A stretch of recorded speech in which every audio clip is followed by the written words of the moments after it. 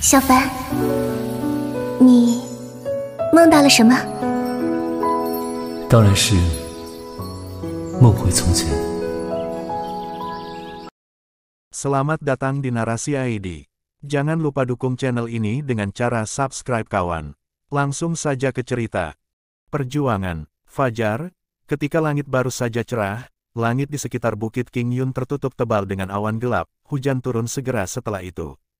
Hujan dari tetesan kecil ke besar, sangat cepat dunia berubah abu-abu dan berkabut, derai-derai hujan di mana-mana, menyelimuti pegunungan yang tinggi dalam kabut air, tampak kabur dan misterius. Suara tetesan hujan menghantam daun bambu hijau, seolah-olah selama 10.000 tahun terakhir itu tidak pernah berubah, di Bukit King Yun, selalu muncul kesepian. Ujung atap rumah genteng, lumut tumbuh di atasnya karena bertahun-tahun, tetesan air dari tetesan berubah menjadi tirai air, string dan string seperti mutiara jatuh, mendarat di lantai ditaburi dengan blue stones, berhamburan seperti butiran-butiran air seperti butiran air. Angin dalam hujan, semburan hujan bergoyang-goyang dalam gelombang, membawa kelembapan dan kabut air yang samar, berayun di antara ambang jendela, seolah-olah melekat pada sesuatu. Lu Sueki berdiri sendirian di depan jendela, menyaksikan pemandangan hujan berkabut di luar jendela, bergelombang, pada saat yang dingin dan dingin ini, seolah-olah hanya suara hujan yang jatuh ke dedaunan bambu yang bergema di antara surga dan bumi pegunungan dan sungai. Angin sepoi-sepoi bertiup melewati, rambut hitamnya dengan lembut mengacak-acak, kabut hujan menyapu wajahnya, seperti gelombang dingin yang merembes ke dalam kulit. Dia mengerutkan bibirnya sedikit, tangannya menopang ambang jendela, suara hujan, terdengar jauh belum dekat, akhirnya semua sepertinya jatuh jauh ke dalam hatinya. Ingin tahu, apakah ada juga riak? Langkah kaki terdengar di luar rumah, seseorang dengan lembut mengetuk pintu, Lu Sueki diam-diam melihat ke belakang, diam-diam keluar dari renungannya, berjalan mendekat untuk membuka pintu, kakak perempuannya Wen Min berdiri di sana. Lu Sueki tersenyum tipis, berkata, "Kakak senior." Wen Min menatap wajahnya yang sedikit kuyu, mengerutkan kening dan masuk, Lu Sueki menutup pintu di belakangnya, mereka berdua duduk di rumah sederhana. Wen Min pertama-tama melihat ke tempat tidur, melihat bahwa tempat tidurnya sudah rapi, mendesah dan berkata, "Kamu tidak tidur tadi malam?" Lu Sueki dengan tenang berkata, "Aku tidak bisa tidur." Wen Min memandang Lu Sueki, merasakan sedikit rasa sakit di hatinya, dia telah memasuki lembah bambu kecil lebih awal dari Lu Sueki dan selalu memiliki hubungan baik dengannya, dengan karakter menyendiri dan bangga Lu Sueki, selain mentor mereka, Sui Yue, hanya Wen Min yang paling dekat dengannya. Baru-baru ini Lu Sueki mengalami masalah tanpa henti, Wen Min melihat semuanya dan cemas, meskipun dia khawatir sendiri tetapi tidak ada yang bisa dia lakukan dan hanya bisa menyaksikan tanpa daya ketika hubungan antara Lu Sueki, guru dan King Yun berbagai sesepuh semakin banyak berubah semakin banyak tegang. Sejenak rumah itu sunyi, Wen Min juga tidak tahu harus berkata apa, setelah beberapa saat, Lu Sueki malah berbicara, "Kakak senior, kali ini karena aku benar-benar minta maaf." Wen Min terpana, berkata, "Apa?" Lu Sueki berkata, "Saya mendengar beberapa hari yang lalu Paman Guru Big Bamboo Valley Tian dan Paman Suru secara pribadi membawa kakak laki-laki Song Daren Song untuk melamar, tetapi guru menolak dan juga berdebat dengan Paman Guru Tian." Wen Min tertawa masam, ada beberapa kepahitan di tawanya, perlahan-lahan menggelengkan kepalanya, itu, tidak ada artinya, untuk mengatakan ini juga bukan karena kamu. Dia dan aku tidak ditakdirkan dan kita semua tahu, guru selalu membenci lembah bambu besar." Lu Sueki diam-diam menggelengkan kepalanya, berkata, tidak, hari itu adalah hari aku membuat marah guru, ketika aku membuatnya marah, aku juga menyeretmu ke bawah dengan itu, jika tidak dengan Paman Guru Suruh di sekitar, Paman Guru Tian adalah juga mau memberi muka sebesar itu dan secara pribadi datang untuk melamar, sangat mungkin lamaran pernikahan Anda akan berhasil. Tapi, kakak senior, saya benar-benar minta maaf. Wen Min tersenyum, menghela nafas panjang, berkata, "Cukup berkata, jangan salahkan dirimu tentang hal itu, bukankah aku baik-baik saja sekarang dan guru hanya marah untuk suatu periode dan tidak untuk mengatakan tidak akan ada kesempatan di masa depan." Jeda, dia melirik Lu Sueki, berkata, "Cukup barang-barangku, bagimu, apa rencanamu sebenarnya? Kamu tidak bisa menghadapi jalan buntu dengan guru tanpa batas waktu ini." Wajah Lu Sueki berubah sedikit pucat, tetap diam. Wen Min merenung dalam waktu yang lama, berkata, "Saudari junior, saya kira-kira tahu apa yang sedang terjadi dalam pikiran Anda, tetapi Anda tidak dapat terus seperti ini, Zhang, orang itu, yang setelah itu ia telah bergabung dengan sekte jahat, berperan di samping oleh fraksi baik dunia dan untuk mengambil langkah mundur dan berkata, kali ini Anda pergi ke barat daya, medan perang di mana pertempuran sengit antara sekte jahat dan binatang setan, adegan di sana Anda. Wen Min tiba-tiba berhenti dan tidak melanjutkan, karena pada saat itu wajah Lu Sueki tampak langsung pucat, bahkan matanya yang cerah dan jernih, juga tampak terukir dengan rasa sakit yang dalam. Ruangan itu sunyi untuk waktu yang lama, suara deras hujan di luar jendela, tanpa kata-kata sepi. Akhirnya, Wen Min berbisik, kemungkinan besar dia benar-benar tidak berada di dunia fana lagi. Kamu menjadi gigih, kamu sendiri hanya akan menderita. Lu Sueki pucat, tidak berbicara dan perlahan-lahan berdiri, pergi ke ambang jendela dan memandang keluar, selimut kabut di gunung, berkabut-berkabut, seperti dalam mimpi, bahkan semprotan hujan dan tetesan air pada saat ini, tampaknya terasa nyata dalam dinginnya. Aku tahu, wanita yang dingin dan cantik ini, dalam hujan berkabut ini, dengan lembut berkata, dia mungkin benar-benar pergi, kadang-kadang aku juga memikirkannya, sebenarnya untuknya, ini mungkin juga pelepasan.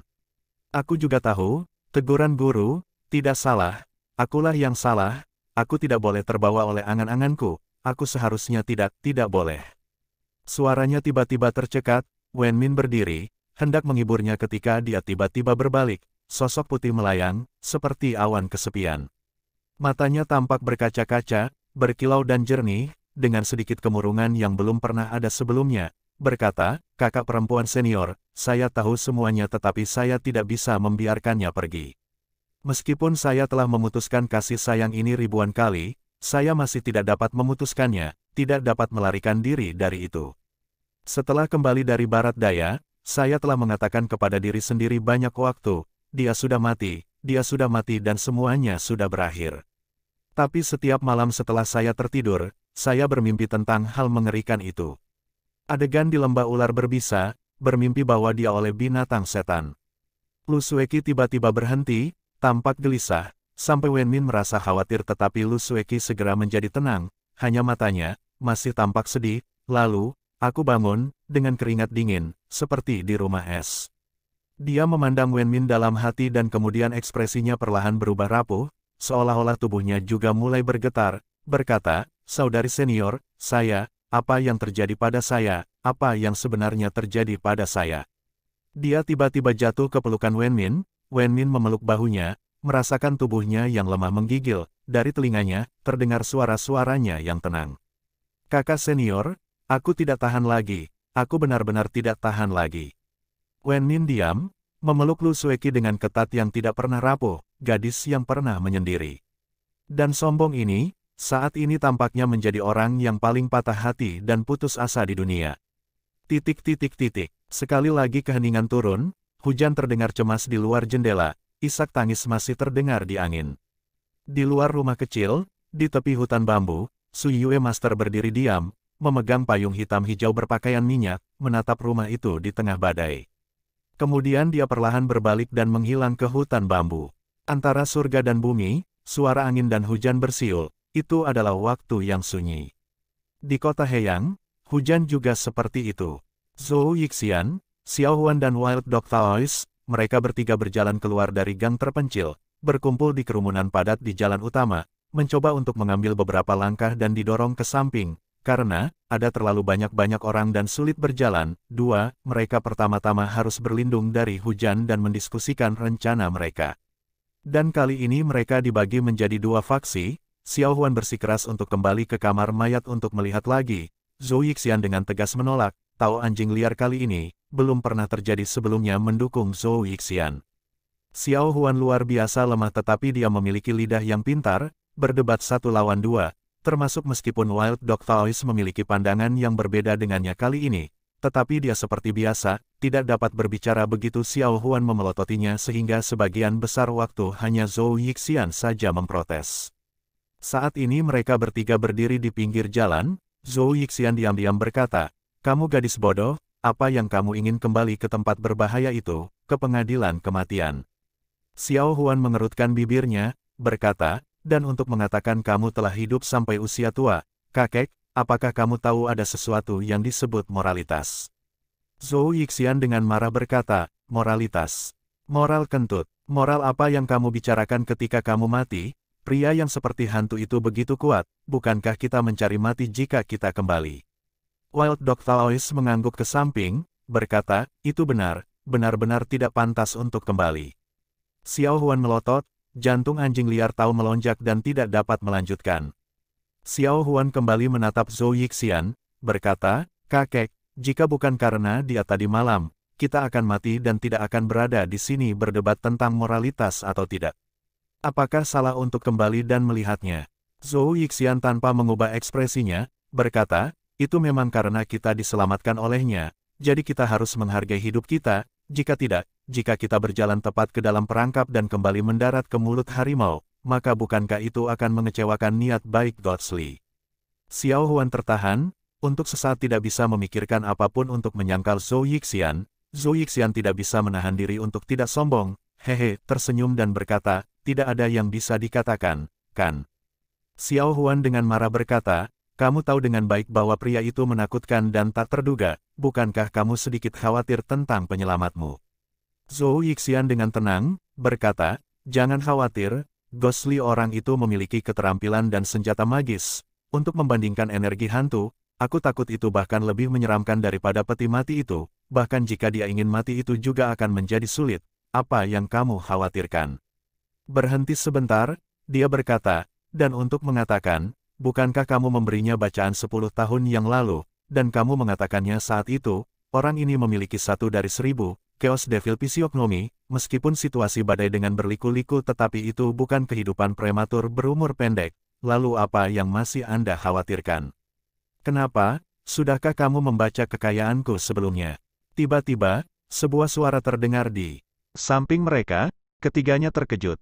Berbalik dan melihat Gosli muncul di samping mereka, di siang hari bolong, seolah-olah dia telah melesat keluar dari hujan.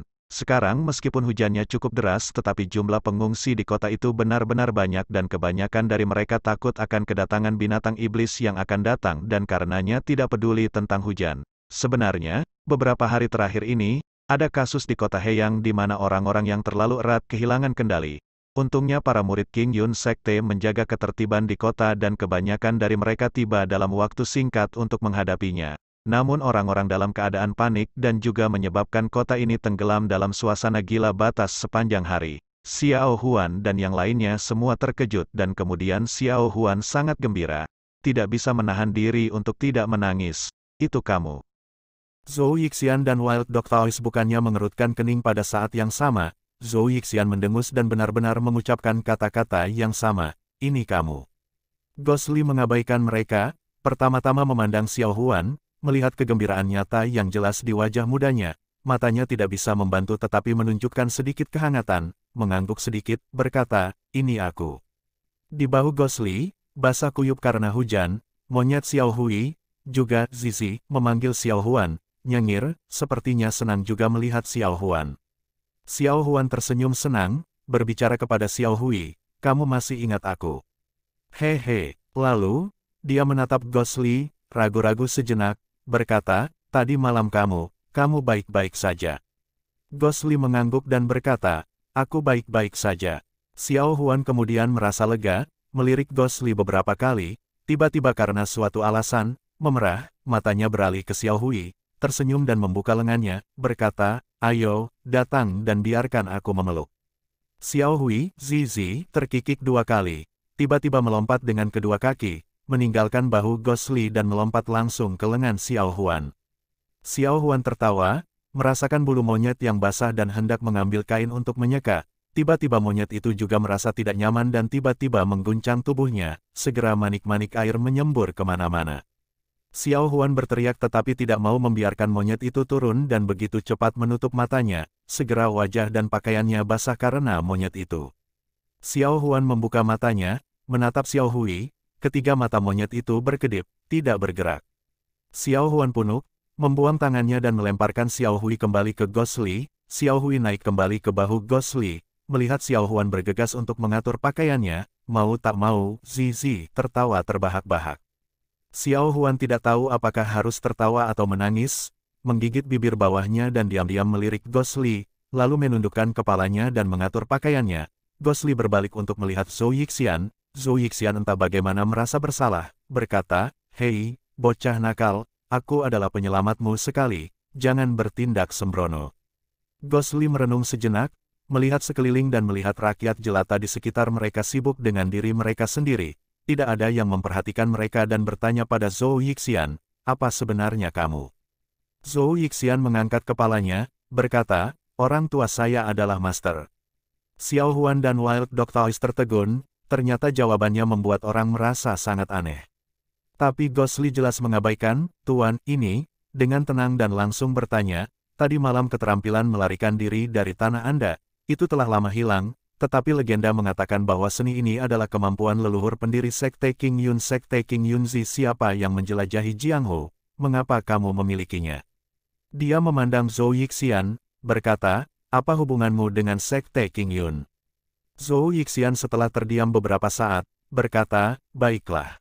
Segalanya telah datang seperti itu, aku tidak akan lagi menipu kalian semua." Xiao Huan dan Wild Dog Taoist terkejut, melihat wajah serius Zhou Yixian dan tidak terlihat seperti dia sedang bercanda, mau tak mau menjadi serius juga. Zhou Yixian terdengar perlahan berbicara, "Segalanya seperti ini, lelaki tua saya di masa muda saya adalah seorang pemuda dan tampan, romantis dan ramah tamah, berbakat dan cerdas. Tak ada bandingannya, tidak perlu melihat saya seperti ini, aku akan mengatakannya secara langsung, baik-baik saja.